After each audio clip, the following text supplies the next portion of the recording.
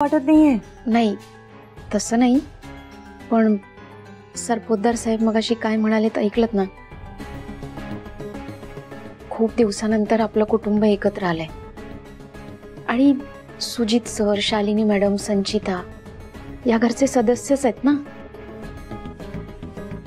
मग त्यांनाही हौस करायची असेल तर काय हरकत आहे. आणि आपल्या सगळ्यांना माहितीच आहे सुजित सर आणि संचिता आता कधीच आई बाबा होऊ शकणार नाही. त्यामुळे त्यांना हे सगळं कधीच करायला मिळणार नाही. आपल्या बाळानिमित्त जर त्यांची हौस पूर्ण होते तर काय हरकत आहे. अरे पण स्वानंदी प्लीज प्लीज शांत व्हा तुम्ही.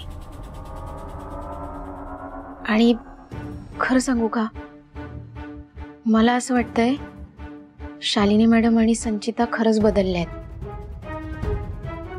आता त्यांनी त्यांचा प्रेमाचा हात समोर केला तर आपण नको का हात द्यायला.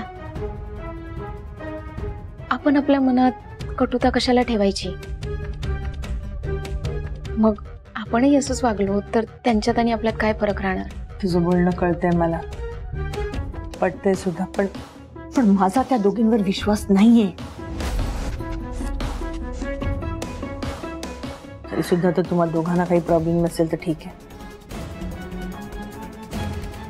करू दे त्यांना बारसं.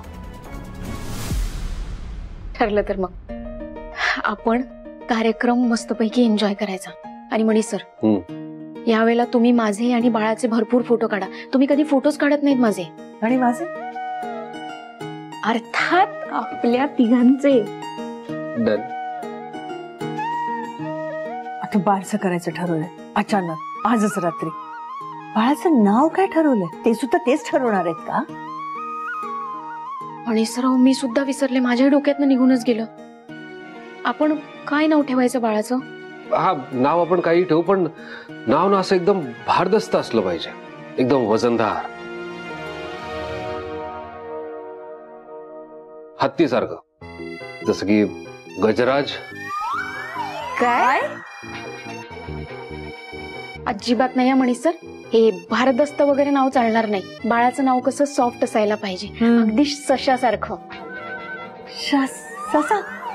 सशासारखं. हा म्हणजे सशासारखं सॉफ्ट, जसं की कार्तिक, भूषण, संकेत, असंच काहीतरी सॉफ्ट. हे नाव सॉफ्ट आहेत. अर्थातच. नाही नाही नाही नाही, आपल्या बाळाचं नाव एकदम भारदस्त, भार्गवराज. भार्गवराज मॅडम, एवढूशा बाळाला एवढं मोठं नाव कसं वाटतंय. आणि कशी हाक मारायची बाळाला. भार्गवराज जेवायला ये.